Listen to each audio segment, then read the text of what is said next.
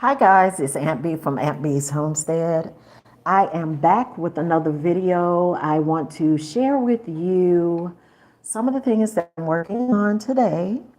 You've probably seen a previous video where I was prepping and got all of those beautiful buttons for free off of an upcycle.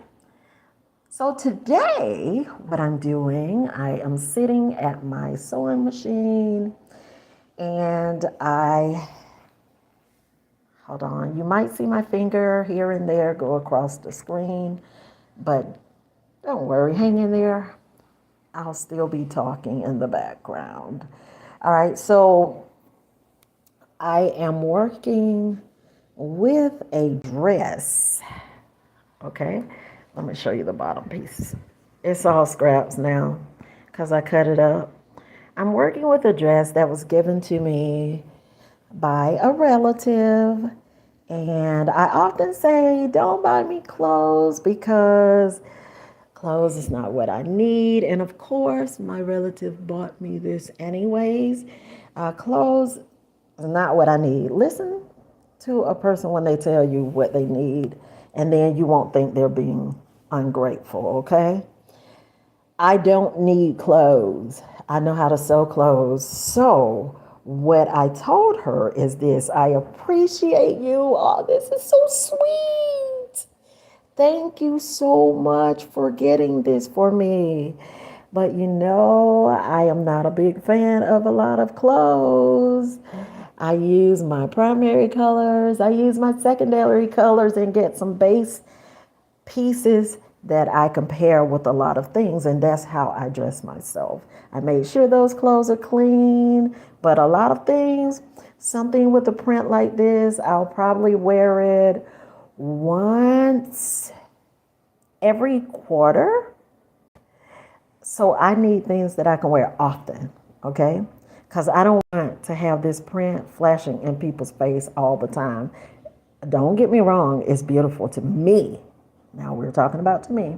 It's beautiful to me because I like the yellow and I like the black and I like the teal and I like that it has white. You see that? And it's all mixed together. I like that print. That's me, my personal preference. I like the print. I don't want it as a dress. Okay, so what I will use it as would be a blouse or scarf, a hat, because a scarf I can wear a lot of different times and it won't feel to me like I have on the same clothes. Hi, thank you. I think it's nice as well that I'm upcycling, and I told the person that I'm going. I said to the person who gave it to me, so I don't feel like I'm just like going behind their back saying, "Oh, they gave me something that I didn't like." That's not the case. Okay, we're gonna upcycle it. They know I sew. They know I will turn it into something else, and they gave it to me to do whatever I want with it, and that's what I'm doing. So what I'm going to do with it is, okay, as you see, let me show you over here. I cut the sleeves off. Okay, I use my decorative edge pinking shears. I cut the sleeves off because we don't want things to unravel. We just want to deconstruct a little bit, right? So both the sleeves are off. I cut up the side. I took it as far as I can go without uh, messing up the original seam here. You see that? Wait, hold on. Let me get it to where you can really see it. Okay. All right. They use decorative edge stitch. As I said in a previous video, once you deconstruct something, look at the techniques that the original sewer or seamstress used as they put this together. So they used a straight stitch, then they use a decorative edge stitch to overlap, okay? All right, There it is. That's probably in focus. And so that's what I would want to do when I'm going back. And let me tell you, there are imperfections. So no matter how good you are, how often you do this, the person who did this had probably been working for that company for I don't know how long, but you see that? They went right over that fabric and left that fabric like that. Nothing's ever perfect, okay? So when you get it, it looks perfect to you because that's what you wanted to buy. But I've gone from high end to everyday. I like everybody. You said, do I like Trump? I love everyone, and I respect those who are in authority. Okay, I don't want to talk about politics on here, but yeah, I mean, if that's going to be your judges to whether you like me, yeah, I like Trump. I like everybody. So it's the person's character and what they do that makes me take a guess about anything else that's done. So, but with that being said, I wanted to answer your question. Okay, and hi to Abol. That's as much as I can get out without, messing up your name. So hello, hello, hello. Thank you. And so yeah, I wanted to talk to you about, some tips and how you can upcycle and keep some of be consistent with what you had already seen done. And then I was on the part before I looked down to see the comment. I was on the part to say that no one's going to do perfect work. I mean, ask the person who has been doing this for a lot of years. Some things are just going to be off. And then it's up to you to correct those things. Sewing is about problem solving as well. Okay? So if you know that, go ahead and put a thumbs up and say, yeah, right on, Auntie Bev or Aunt B. Because that's true in everything, right? So what I'm going to do, though, is my best when I upcycle this. And I'm going to take a strip. You see, I've cut this off to make it into a blouse. So I'll probably put flutter sleeves on this. Okay, it was a dress. And I can't tell you how the sleeves were now because I've taken them off already. And taken the trim off of that. So, but I'm going to put flutter sleeves on here. I do know that there were not flutter sleeves at the time, or butterfly sleeves, or whatever you want to call. And then at the bottom, I'm going to put a row of ruffles at the bottom to change this up just a little bit, not so much. But what I'm going to do after that, though, is to make, I'm taking another piece to show you, is going to be to make a head wrap. Some people call them turbans, head wrap, head tie, knotted headband, something, one of those things I'm going to make so that when I wear this, I'm not going to be floral all the way down. I'll choose a color pant to wear with this or skirt.